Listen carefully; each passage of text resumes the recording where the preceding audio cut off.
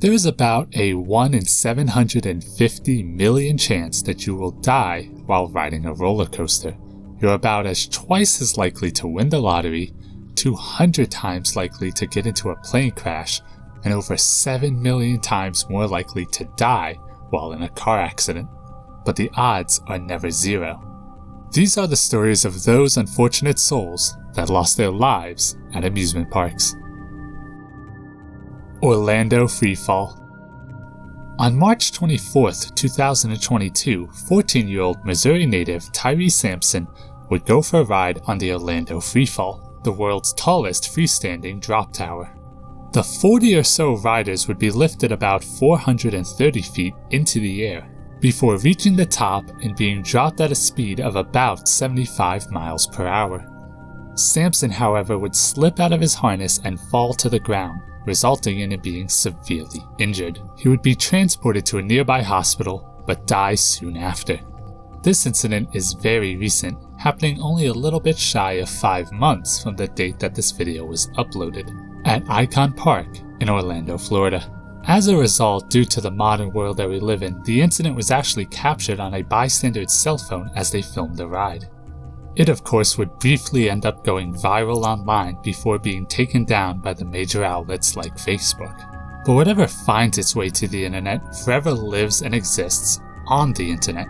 Even today, a Google search for Tyree Sampson reveals the first 2 auto-completions as a search for the video.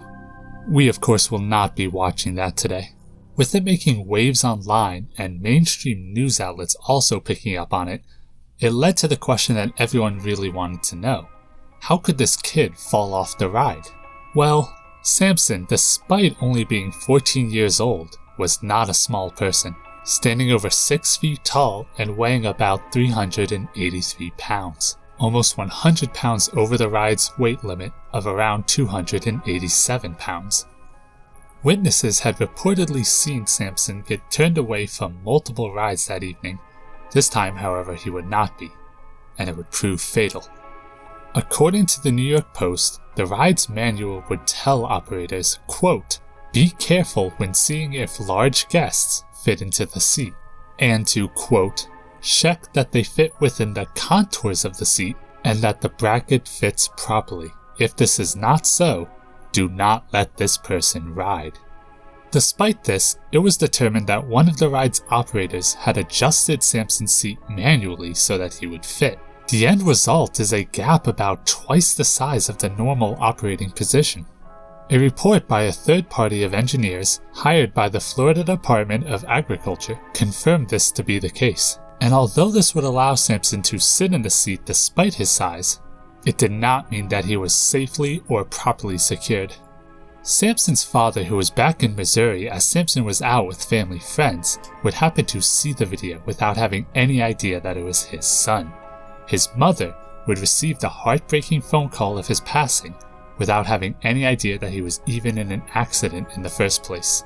Tyree's mom has since filed multiple lawsuits against Icon Park, the ride's manufacturer, and the landlord, but as far as I could tell, these cases are still currently ongoing. Sampson's father said that he was a very talented football player, known by his teammates as the Tick, meaning he's a ticket out of there to play professionally.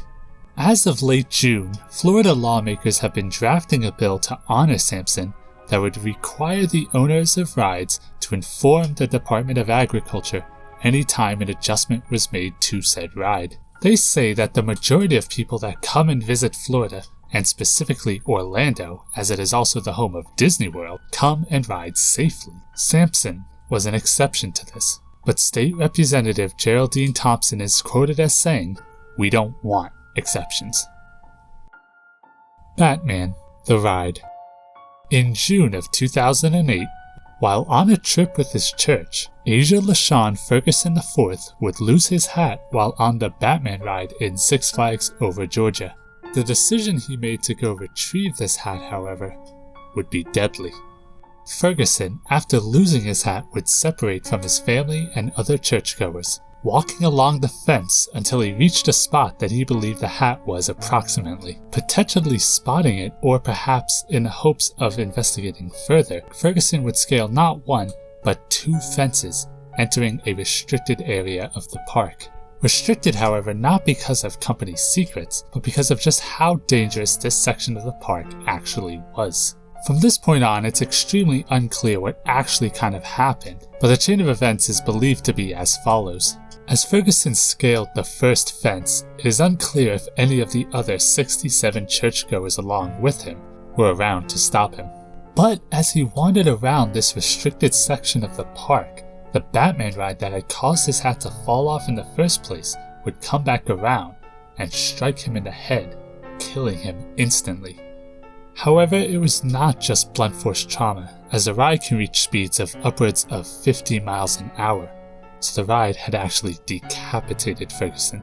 I've seen reports online saying, like Sampson, Ferguson also had a video leak online. Although it's not really something I want to see, for the sake of the video I attempted to locate it for a few minutes, but was unable to do so. An article also suggested that Ferguson had a friend with him in the restricted area, although he was able to make it out unharmed. The ride would be closed for several days out of respect for Ferguson's family, and would pass multiple safety checks before it began operating again. Asia LaShawn Ferguson IV was only 17 at the time. But we aren't done with this ride yet, because this is actually the second time that this has happened. 6 years prior, in May of 2002, a groundskeeper by the name of Samuel Milton Guyton managed to wander into the same restricted area, it being completely off limits for anyone during the hours that the ride was operational. All no-access areas are highly and clearly labeled, according to a spokesperson, who also said that he had no reason to even try to be there. Like Ferguson, a lot of mystery kind of surrounds what actually happened when he was there. But what we do know is that a 14-year-old girl riding at the time would strike Guyton with her leg, killing him. She would also be hospitalized for the injuries she sustained. The Batman ride is the type that harnesses its riders, allowing their legs to dangle, meaning she likely had little to no room to move the leg, let alone time to react. The ride was closed and passed the safety checks needed to be reopened. Samuel Milton Guyton was 58 years old at the time. Verruckt. In August of 2016, 10-year-old Caleb Schwab would ride the Verruckt water slide at the Schlitterbahn, Kansas City amusement park. After shooting down the 17-story drop in the 3-person raft, the raft would shoot up about 50 feet in the midsection. However, as it reached the bottom, one rider would have a broken jaw, another would have facial bone fractures, and 10-year-old Caleb would be dead. In November of 2012, Schlitterbahn announced that they would be making the world's tallest and fastest raft water slide. That slide was Verruckt. Meaning crazy or insane in German, it is reported that Jeff Henry, the co-founder of the park, came up with the idea spontaneously when approached by Travel Channel's extreme water parks. They had reportedly asked him what kind of rides he was working on, and he had spontaneously invented Verruckt on the spot. A lifeguard watching them run tests would say that sandbags would frequently go airborne, especially around the second hump. And he is quoted as saying that "I told all my friends and family that it is only a matter of time before somebody dies on Verruckt." In fact, he said that when he saw extreme water parks visit to see the slide, it was the only time he had ever seen it run successfully. But even that, he said, was less than a perfect run. Before finally opening on July 10th, a safety consultant hired by Schlitterbahn said that the ride was unsafe and recommended that people under the age of 16 not be allowed to ride. Henry, however, thought that 14 sounded just fine, even though he would completely remove the age limit before the ride opened. The ride was pretty well received, even winning Best New Water Slide in 2014. Despite this, there would be multiple instances in which riders would be injured after colliding with the net surrounding the slide or the metal ring that they were attached to. Engineers who inspected the ride said that since it can move upwards of 70 miles an hour, or 110 kilometers an hour, riders could easily lose a limb if they collided with it. Despite this, the ride would remain open and functional despite causing injuries to 13 patrons. That is, however, until August 7th, 2016. The main reason that the raft would go airborne during tests was that the weight was not properly distributed. When 10-year-old Caleb decided to ride, he was only 74 pounds. He would be joined by 2 other female guests, one weighing 295 pounds and the other weighing 197 pounds. Despite this, Caleb should have been sitting in the middle to evenly balance out the weight, but they allowed him to ride in the front, causing the raft to be very heavily outweighed in the back. They would shoot down the 17-story drop and up the hump in the middle at a speed of about 70 miles an hour, before the front of the raft started to lift up, causing them to go airborne, before striking one of the metal rings supporting the net. The 2 female riders would be injured, with one needing stitches. 10-year-old Caleb, however, would be decapitated. Now, whether or not Henry and Schlitterbahn would have ever tried to kind of brush this under the rug like the other guests, they would never get the chance, because Caleb's father, Scott, was a state representative.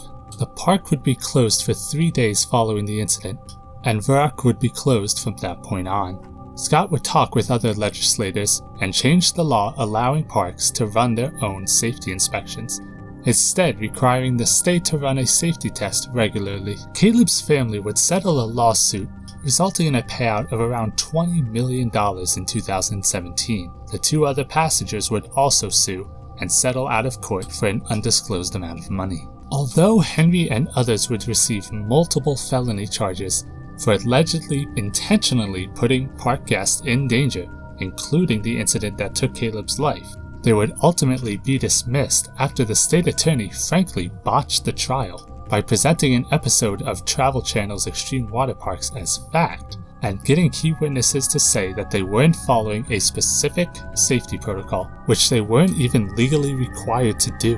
After the initial investigation surrounding Verruckt closed, it would be dismantled in November of 2018.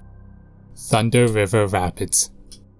Thunder River Rapids was a whitewater rafting ride in Dreamworld Park in Queensland, Australia. Rides like these typically operate by sending multi-person tubes or rafts through turbulent water usually created through jet streams. When a 6-person raft left the station, however, by the time it returned, 4 of the 6 passengers would be dead. The way this ride specifically operated was by leaving the station before coming back around to a conveyor belt that would then take them back up to the station where they could exit the ride. It was at this point, however, when the tragic event occurred. As one raft would make its way around and up the conveyor belt, it would get stuck at the top when getting caught on some support rails. This was the result of a malfunction in the equipment operating the ride, resulting in the water levels being too low. While they were stuck there, the passengers were unable to exit the ride and unable to make it back to the station. They were essentially sitting ducks. While being stuck on a ride is already bad, it would get even worse when they realized that the conveyor belt was not stopping other rafts from coming up as well. Before anyone was able to stop it, the second raft was practically driven into the stranded tube. However, instead of knocking it free or moving it along, it held its ground, essentially resulting in the second raft pivoting forward, and as the conveyor belt continued to move, tilted it completely vertical. The end result is really gruesome. 2 riders would fall out of the raft and into the mechanism controlling the conveyor belt below. 2 more passengers would be trapped in the ride and would also succumb to injuries they obtained due to close proximity to the machinery. After all was said and done, only 2 children would survive, being able to climb out of the raft after the conveyor belt was finally stopped. A total of 8 paramedic teams would arrive on scene, but reportedly the bodies were so disfigured that it took hours upon hours to even handle the situation, with many needing counseling afterwards. They even stated, and I quote, 2 males and 2 females were assessed by Queensland ambulance personnel and all had sustained injuries that were incompatible with living. This means that the injuries were so bad that the professionals didn't even consider performing CPR. After entering the trench after the water was drained, paramedics were essentially helpless, as there is a 0% chance that any of them were still alive. The ride would be closed indefinitely, and only about a month later it would be announced that it would be closed permanently, out of respect for the victims' families. It would be demolished and in October of 2021, a ride called the Steel Taipan would be erected partially on the grounds that the Thunder River Rapids had once occupied. No criminal charges would come out against any individual in regards to the incident that occurred in 2016. However, in 2020, Dreamworld's parent company would be charged with violating safety laws in regards to the deadly accident, to which they would plead guilty to, paying around $2.8 million US. Although they would express interest to erect a memorial for the 4 that died early on, it would not be until earlier this year that they would unveil a circular garden dedicated to the memory of the 4 who lost their lives that day. Well, that's it for now. If you liked that video, why not check out this one, where I talk about true crimes that were inspired by movies. Hit the like button to help the algorithm, and subscribe to see more content like this. I'll see you next time.